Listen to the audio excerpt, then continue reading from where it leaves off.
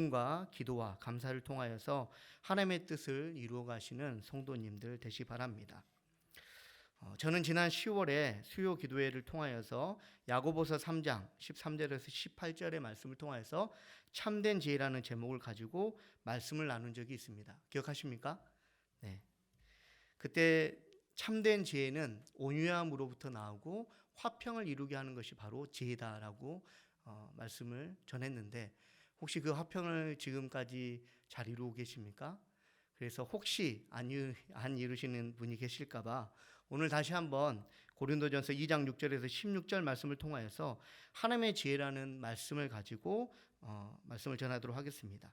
마땅히 하나님의 자녀로서 하나님이 주신 지혜인 성령의 인도하심을 따름으로 다시 한번 화평을 이루시는 복된 성도님들 되시기 바랍니다. 그렇다면 성경에서 말하는 하나님의 지혜는 무엇일까요?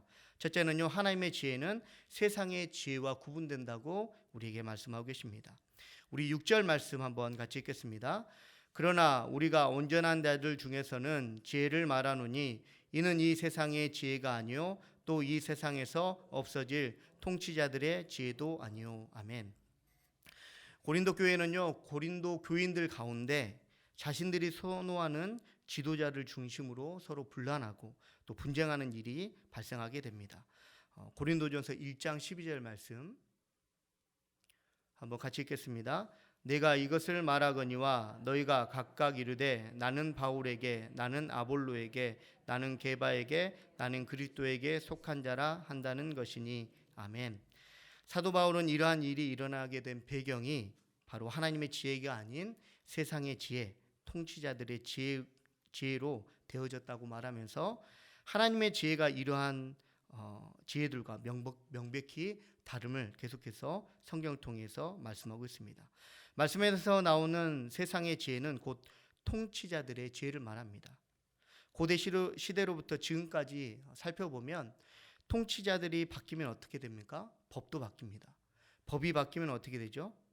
또 법에 관련한 모든 것들이 바뀌는 것을 우리가 보게 됩니다. 이처럼 세상의 지혜는요, 변화한다라는 것입니다. 그래서 사도 바울은 세상의 지혜를 말하면서 이 세상에서 없어질 것이다 라는 말을 앞에다가 붙였습니다. 결국 사람의 지혜라는 것은요, 그 상황에는, 그리고 내 마음에는, 그리고 사람들에게는 좋게 여겨질지라도 시간이 지나고 나면 없어지거나 또한 잘못된 경우가 되어 이렇게 바뀌게 된다라는 것입니다. 그래서 세상의 지혜는 동전의 양면과 같이 온전하지가 못하다라는 것입니다. 한 부자가 의학적으로 도저히 고칠 수 없는 불치병에 걸려서 하나님 앞에 기도했다고 합니다. 하나님, 만약 이 병을 낫게 해주신다면 제가 소유하고 있는 집을 하나님 앞에 드리겠습니다 라고 했더니 하나님이 그 기도에 응답해 주셨어요. 그러자 이 부자가 불치병 걸렸을 때보다 더 큰 고민이 생겼습니다. 그것은 바로 하나님 앞에 집을 드려야 되는데 너무 아까운 거예요. 그래서 광고를 내기를 이렇게 냈다고 합니다. 대지 80평, 건평 60평인 집, 대금은 단돈 10만 원입니다. 단 조건이 있습니다. 마당에 있는 은행나무를 함께 구입해야 하는데 이 은행나무 값이 5억입니다 라고 광고를 했다고 합니다. 그 이유가 무엇일까요? 부자가 이렇게 광고를 낸 이유는 집 판 돈 10만 원은 하나님께 드리고, 그리고 은행나무 판 돈 5억은 자신이 가지려는 그러한 이유 때문에 그렇습니다. 부자 자신에게 있어서 이러한 행동은 어떻습니까? 지혜롭다 할 만하죠. 왜냐하면 하나님 앞에도 드리고 나에게도 뭔가 남으니까 참 자기 스스로 보기에는 참 지혜롭습니다. 하지만 모든 사람들이 생각하기에 그것은 결코 지혜로운 행동이 아니고 오히려 어리석은 행동임을 우리는 알게 됩니다. 무엇보다 하나님이 이러한 부자의 10만 원 집을 드리는 그 모습을 보시면서 기쁜 마음으로 받으실까요? 하나님 역시 그 부자를 향해서 지혜롭지 못한 행동을 하고 있다고 말씀하실 겁니다. 우리 야고보서 3장 15절에서 18절까지의 말씀 한번 같이 읽겠습니다. 이러한 지혜는 위로부터 내려온 것이 아니요 땅 위의 것이요 정욕의 것이요 귀신의 것이니 시기와 다툼이 있는 곳에는 혼란과 모든 악한 일이 있음이라. 오직 위로부터 난 지혜는 첫째 성결하고 다음에 화평하고 관영하고 양순하며 긍휼과 선한 열매가 가득하고 편견과 거짓이 없나니 화평하게 하는 자들은 화평으로 심어 의의 열매를 거두느니라. 아멘. 세상의 지혜인 땅 위의 지혜는 하나님의 지혜인 위로부터 온 지혜가 어떻게 다른지를 야고보서를 통해서 우리는 알 수 있습니다. 세상의 지혜는 변할 뿐만 아니라 악함으로 그 결론을 내고 있지만, 반대로 하나님의 지혜는 변화하지 않을 뿐만 아니라 영원할 뿐만 아니라 항상 선한 길을 우리로 하여금 결과로 보여준다라는 것입니다. 세상의 지혜는요, 이익을 추구하지만 하나님의 지혜는 사랑을 추구하기 때문에 그렇습니다. 그러므로 성도님들, 하나님의 지혜를 가지고 사람과의 관계뿐 아니라 어떠한 문제 앞에서 화평을 이루시기에 힘쓰시는 복된 성도님들 되시기 바랍니다.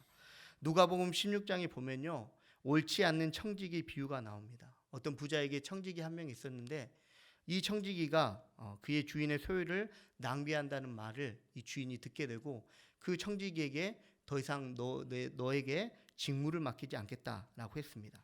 그래서 이에 청지기가 말하기를 땅을 파자니 힘이 없고 빌어먹자니 부끄럽다 하면서 한 지혜를 생각하게 됐는데, 그것은 자신의 주인에게 빚진 자들을 불러서 기름 100마를 빚진 자는 기름 50말로, 또 밀 100석을 빌린 자는 80이라고 증서를 고쳐 쓰게 하면서 내가 그 사람들에게 호의를 베풀었으니까 그 사람들이 나에게 뭔가 도움을 줄 것이다 라는 것을 생각하면서 이러한 일들을 행했습니다.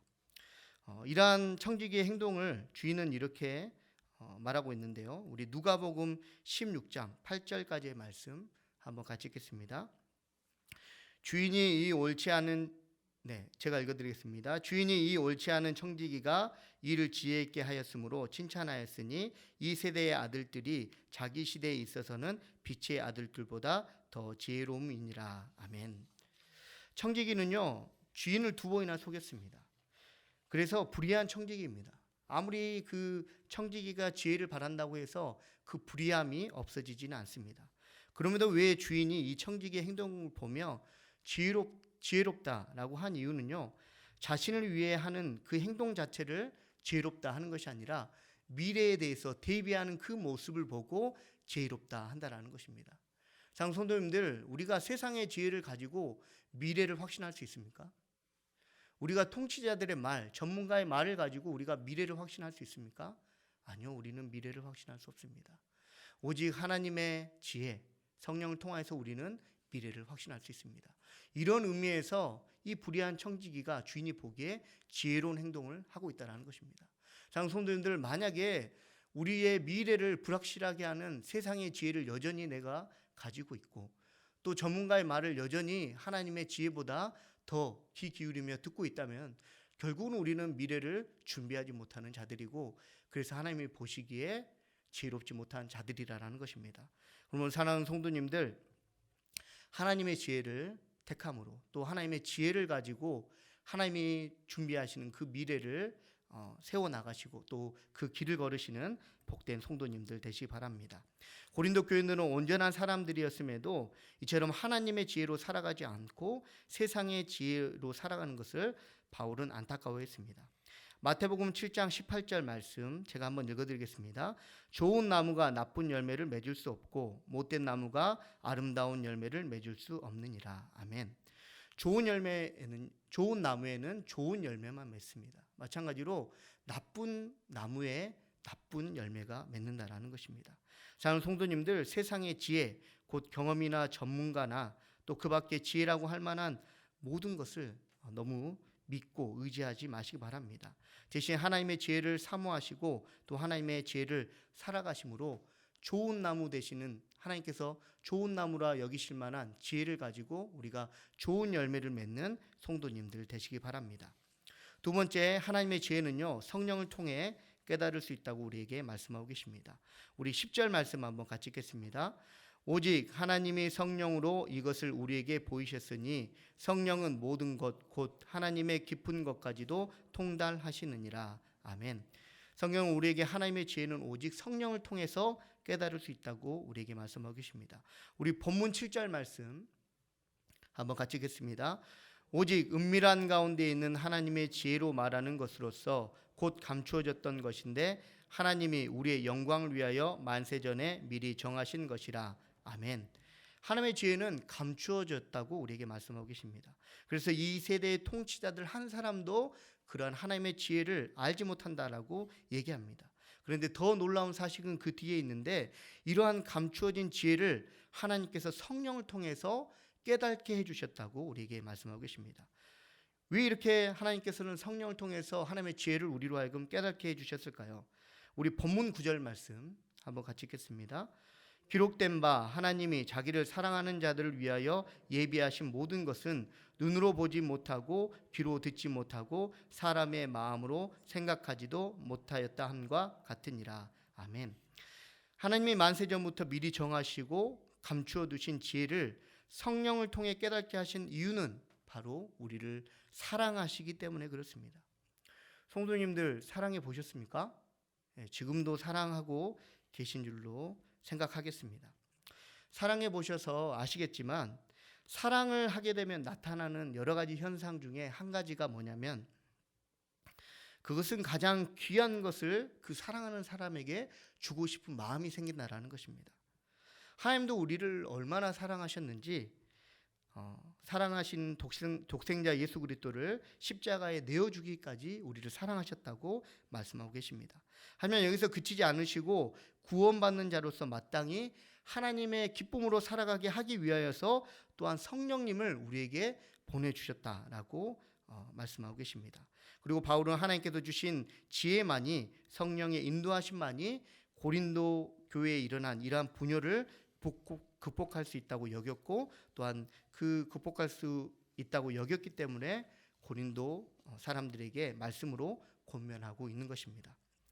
누군가는요, 바울의 이러한 행동에 대해 이렇게 생각할 수 있습니다.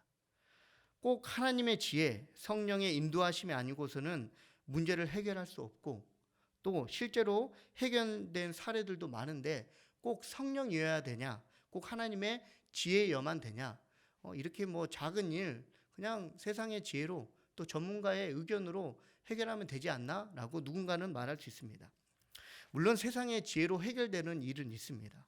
하지만 분명한 것은요, 그 해결이 영원하다는 것에 대해서, 또 그리고 다시 문제로 돌아선다는 것에 대해서 아무도 장담할 수 없다는 것입니다. 사랑하는 성도님들, 세상의 지혜로는 문제를 해결할 수 있어요. 근데 그것은 일시적입니다. 영원하지 않는다는 것입니다. 그리고 우리의 뜻대로, 우리의 생각대로 좋은 결과를 이루지 못한다는 것입니다. 하지만 하나님의 지혜는 어떻습니까? 여러 가지 과정, 내가 좋아하는 부분, 또 내가 싫어하는 부분, 이런 과정이 있을 수는 있지만 마침내 평안을 이루게 하시는 하나님으로부터 나오는 지혜이기 때문에 이러한 평안은 쉽게 무너지지 않게 된다는 것을 성도님들 기억하시기 바랍니다. 이사야 11장 6절에서 7절까지의 말씀 한번 같이 읽겠습니다. 그때 이리가 어린 양과 함께 살며 표범이 어린 염소와 함께 누우며 송아지와 어린 사자와 살찜 짐승이 함께 있어 어린 아이에게 끌리며 암소와 곰이 함께 먹으며 그것들의 새끼가 함께 엎드리며 사자가 소처럼 풀을 먹을 것이며. 아멘. 6절 말씀에는 그때에는 이란 말씀은 예수님의 재림 이후의 때를 말씀하고 계시는데, 하지만 이 말씀이 재림에 국한되는 것이 아니라 재림을 기다리는 지금의 교회 역시 부분적으로 이러한 평안을 누릴 수 있다고 말씀하고 계십니다. 사랑하는 성도님들, 이리와 어린 양, 그리고 표범과 어린 염소, 또 송아지와 어린 사자, 또 암소와 곰이 서로 사이좋게 지낼 수 있습니까? 이러한 동물들은요, 서로 천적 관계로서 결코 평화할 수 없는 관계입니다. 그럼에도 불구하고 하나님의 그 재림의 때에 하나님의 나라가 이루어지는 그때 이러한 일들이 일어난다고 우리에게 말씀하고 계십니다. 이처럼 하나님의 나라는요, 부분적으로 경험하려 한다면 성도 모두가 하나님의 지혜로 또 성령의 인도하심을 따를 때 가능하게 된다고 우리에게 말씀하고 계십니다. 오늘 사는 성도님들, 내 성격이 이래서 저 사람이 원래 저래서 우리는 화해할 수 없습니다. 이거는 어차피 이런 문제 때문에 우리는 이 문제를 해결할 수 없습니다라는 것은 하나님이 보시기에 잘못된 선택이기 때문에 결국은 잘못된 결과를 낳게 된다는 것입니다. 사랑하는 성도님들, 하나님의 지혜를 가지고 문제를 해결하시고 하나님의 지혜를 가지고 사람과의 관계 가운데 평화를 이루시고 또 하나님의 사랑을 체험하시는 복된 성도님들 되시기 바랍니다. 셋째는요, 하나님의 지혜는 하나님이 이미 주셨다고 우리에게 말씀하고 계십니다. 우리 16절 말씀 같이 읽겠습니다. 누가 주의 마음을 알아서 주를 가르치겠느냐? 그러나 우리가 그리스도의 마음을 가졌느니라. 아멘.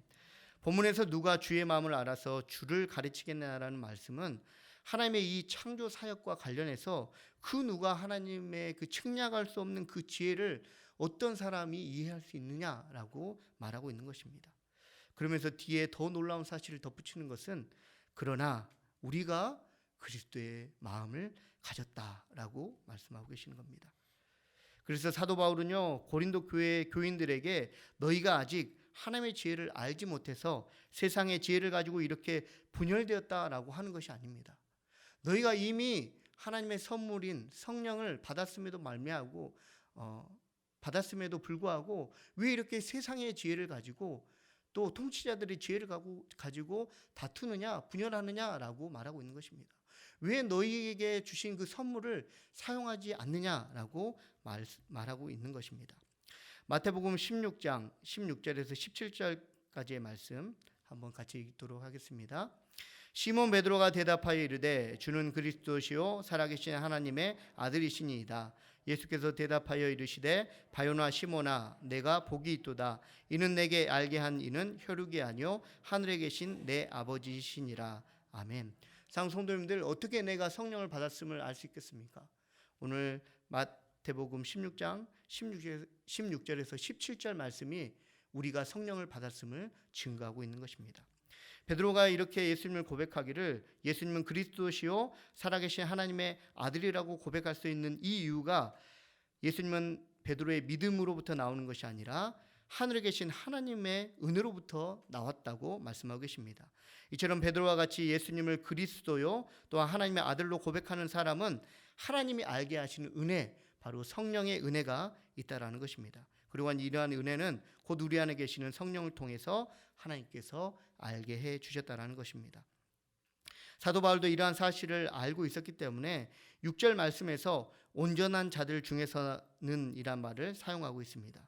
비록 성령의 인도하심을 따라서 온전히 살지는 못했지만 이러한 분열과 분쟁이 일어났지만 그 안에는 여전히 예수 그리스도께서 약속하신 성령이 함께 하고 있다고 고린도 교인들에게 계속적으로 말해주고 있는 것입니다.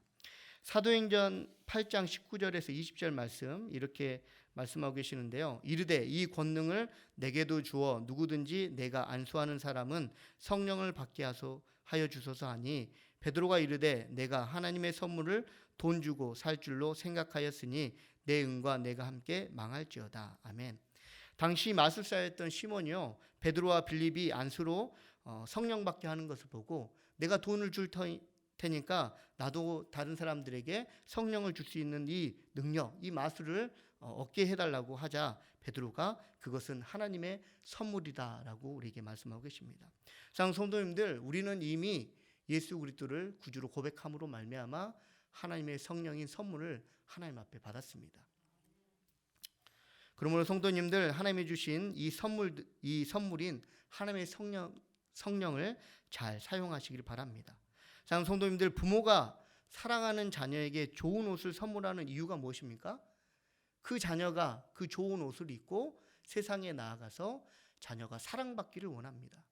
마찬가지로요, 성령을 하나님께서 우리에게 허락하신 이유는 그 성령을 가지고 하나님의 뜻을 따라서 너희가 세상을 이기고 또 하나님의 뜻을 이루어가기를 소망하는 마음에서 하나님께서 성령을 주시는 것입니다. 사랑하는 성도님들 가운데 혹시 내가 옛날에 선물을 받았는데 그 선물이 너무 아까워서 그냥 열어보기만 하고 닫고 열어보기만 하고 닫는 그런 선물이 있으십니까? 사랑하는 성도님들, 하나님께서 주신 성령은 다른 어떤 선물보다 귀한 거죠. 그렇다고 해서 우리가 그 선물을 그냥 열어보고 닫는 것을 하나님께서는 원하시는 것이 아닙니다. 매 순간마다 그것을 가지고 세상에 나아가서 사람들과 관계하며 또한 세상에 나아가서 하나님의 영향력을 떨치기를 원하신다라는 것입니다. 성도님들은 세상의 지혜로 살아가십니까? 아니면 하나님께서 선물하신 성령의 지혜로 살아가십니까? 만약에 우리의 삶 가운데 여전히 분열이 있고 문제가 있다면 지금 내가 세상의 지혜로 살아가고 있는지 아니면 하나님의 지혜로 살아가고 있는지를 고민하시고 묵상하시고 이제는 돌이켜서 성령의 능력으로 하나님의 지혜로 살아가는 복된 성도님들 되시기 바랍니다. 하나님께서 우리에게 분명히 말씀하시기를 너희의 분열과 분쟁이 너의 세상의 지혜로 말미암아 되는 것이라고 말씀하고 계십니다. 그러면서 너희가 이것들을 극복할 수 있다라고 하시면서 너희의 성품과 너희의 능력과 너희의 성향을 바꾸라는 것이 아니라 내가 너희에게 이미 준 선물인 성령의 지혜로 이것들을 바꾸라고 말씀하고 계십니다. 사랑하는 성도님들, 내 안에 있는 그 성령의 지혜를 마음껏 활용하심으로 말미암아 하나님이 기뻐하시는 삶을 살아가는 복된 성도님들 되시기 바랍니다. 기도하겠습니다. 거룩하신 하나님 아버지 감사합니다. 예수 그리스도를 통하여서 구원을 허락하여 주시고 또 구원을 걷는 은혜를 주시니 감사합니다. 세상의 지혜가 아니라 하나님의 지혜 곧 성령의 인도하심으로 하나님이 걸어가라 하신 구원의 길을 하나님의 뜻에 맞게 걸어가는 복된 성도 되게 허락하여 주시옵소서. 우리 환우분들 치료하여 주시옵시고 헌금할 손길들 주님께서 채우시고 갚으시는 은혜를 도와여 주시옵소서. 고3 수험생들과 취업생 그리고 청년들이 있습니다. 하고자 하는 일에 하나님의 능력을 더하셔서 좋은 결과 이루게 허락하여 주시옵소서. 예배 후 또한 장례가 있습니다. 장례 위에 함께 하시고 예배를 통해 남은 유가족들에게 믿음을 허락하시고 위로하여 주시옵소서. 코로나19로부터 우리를 지켜주시고 오직 믿음으로 이 시간들을 보낼 수 있는 은혜를 도와여 주시옵소서. 감사드리며 예수님의 이름으로 기도합니다.